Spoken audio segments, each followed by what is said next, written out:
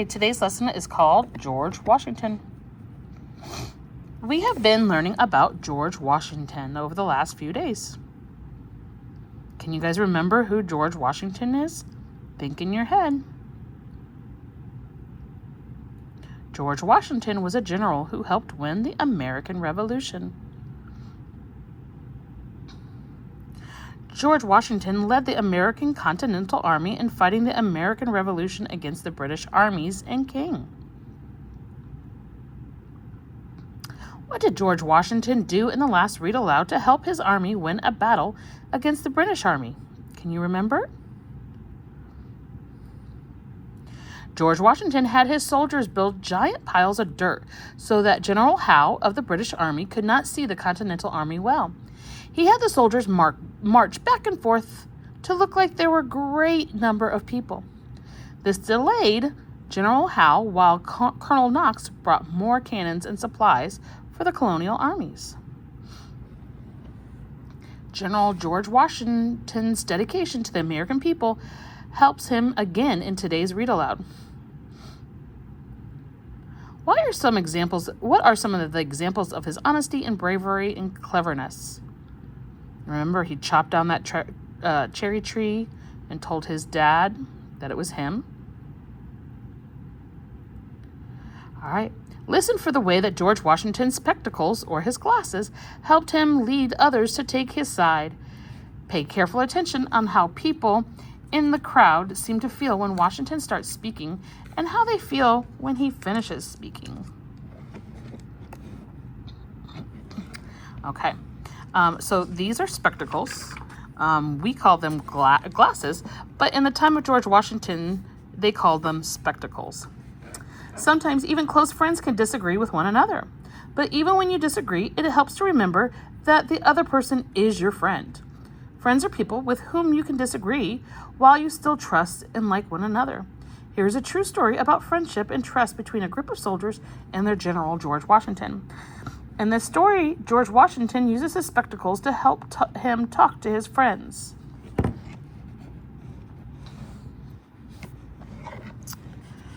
Okay. George Washington's slave, Billy Lee, was worried. He had never before seen a look such as this on Washington's face. Billy thought, for the first time, General Washington looks old. It's this hard war he's been fighting, I guess, but he has never looked like this.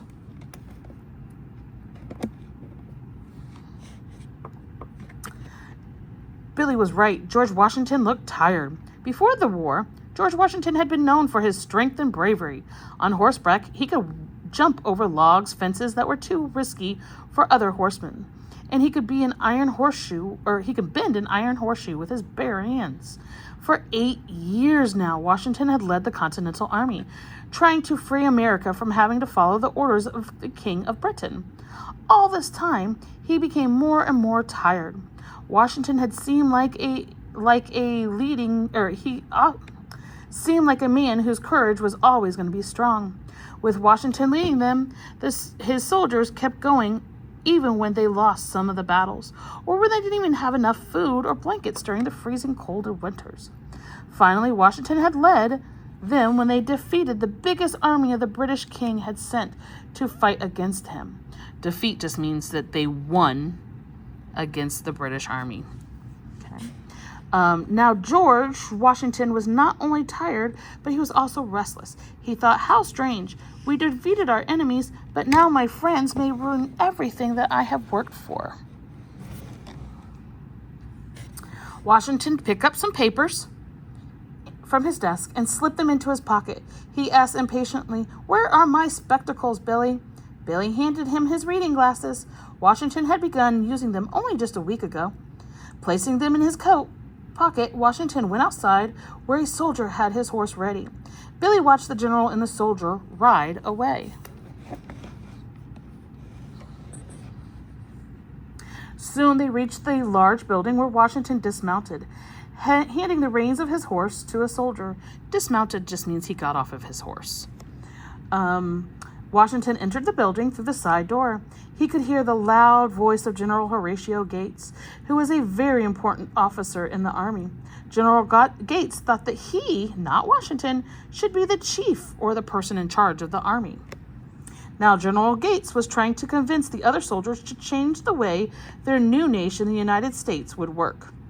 Washington wanted to stop this from happening. He thought, I hope I'm not too late, as he stepped out on the stage where General Gates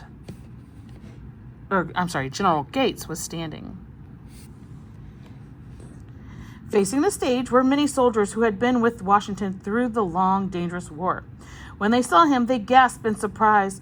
Why has he come, they wondered. General Gates was surprised too, and left the stage. Washington looked at the soldiers he knew so well. They looked angry, he thought. He was right.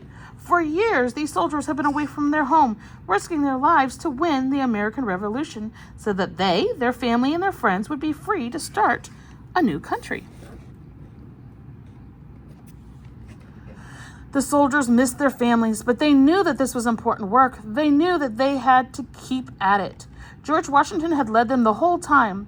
Now that they had defeated or beaten the largest group of the British soldiers yet, some of Washington's friends were meeting with the British leaders to end this war. But Washington thought, the British still have one army left. Until they sign the paper agreeing that we are free to begin our own country, they could change their minds and attack us again. We have to make sure that this war is really over before we all get to go home.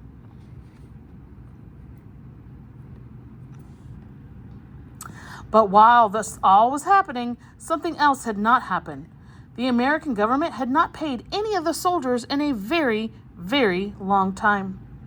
Some of the soldiers didn't even get paid for about 5 to 6 years, about as long as you've been alive. Now some of them, led by General Gates, were mumbling, maybe we should take over the new country. Then we know that we'll get paid. We'll have our guns. We could make everyone do what we want them to do. George Washington had heard about this. He thought, I'm proud of being a soldier, but I don't want soldiers to use their guns to tell people what to do. That would be no better than the old king of the rule of a monarchy, or a king. Remember, the king told everybody what to do, and they had to listen to him. The new country did not want that.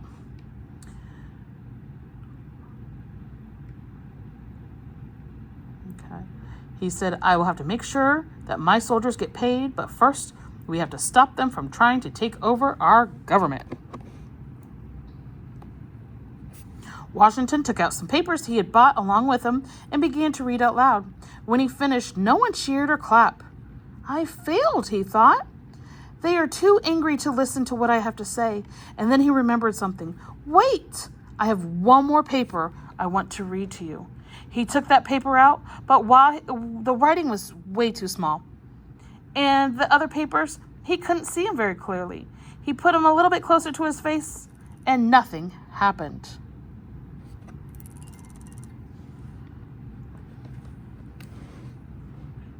Then, to the soldiers' surprise, Washington took out the spectacles that they had never seen him use before. Fumbling to open them, Washington said, Gentlemen, you will permit me to put on my spectacles, for I have not only grown gray, but almost blind, serving my new country. In that moment, his soldiers felt ashamed. They remembered how strong George Washington had been, and how he had always helped them. Like Billy Lee, they thought he was worn himself out fighting for our freedom. He has given up so much, just like us. Many of the soldiers were ashamed that they had begun to cry and told one another, if George Washington can wait a little longer to get paid, so can we. He's right. The most important thing to do is make sure that we get to start our new country, in which the people would work together to help make decisions, not a king or a queen in the army. What the words on the written pages had not done, Washington had done by putting on his spectacles. The soldiers agreed to do what he asked, and later, all the soldiers did get paid. A few years later, after the war was over and Americans were choosing choosing the first president of the United States. The people knew who they could trust. They asked George Washington to be the first president. We need you just a little while longer, they told him, not as a general, but as our president. And as always, when the American people needed him, George Washington said yes. So who became the first president of the United States? Everybody whisper it. George Washington. How did the war affect or change George Washington? Think to yourself. The war affected Washington by aging him, or making him look older, more tired. He had more gray hair now, and he was starting to lose his sight, which means he couldn't see very well. Okay. Describe what George Washington was known for before the war. He was known for his honesty, his strength, and his cleverness and bravery. Remember, cleverness just means smart. Brave just means that they try things that might scare them. Okay. What did the soldiers want to take over? Or why did the soldiers want to take over the country? They were angry because they hadn't gotten paid. They wanted the power to do whatever they wanted to do. Isn't that just like what the king wanted to do? Why did George Washington think having the army take over the country was a bad idea? The Americans had fought for their freedom from a king. He wanted to help create a country where the people decided things together. He did not want a country where a king or queen or the army forced people to do things. How did seeing George Washington's spectacles convince the soldiers to support his position? The soldiers saw how much Washington had sacrificed for them and their country. They felt ashamed and realized that they should continue to follow Washington's leadership. Why do you think the people chose George Washington to be their first president? He was strong, brave, clever, and honest. He was a good leader of the army and helped win the American Revolution. He sacrificed a lot for his country. He had been a good leader in the past, so the people thought he would be a good leader for our country. All right, so today we heard the word monarchy. Can you guys say monarchy? In the story it said, that would be no better than the old king of rule of a monarchy or a king. A monarchy means a form of government that's led by a king or queen. If a country is ruled by a king or a queen, then its government is a monarchy. Is the United States a monarchy? No. What word have we been talking about? Good. Monarchy. Listen to these examples. Give me a thumbs up if you think it's a monarchy, and give me a thumbs up if you think it's not. Ready? A kingdom ruled by a king or queen, sorry. Yep, that's a monarchy. A democracy like the United States. Nope, that's not a monarchy. A king's empire. That's a monarchy. A government with a president. Not a monarchy. A state with a governor. Not a monarchy. Good job, guys.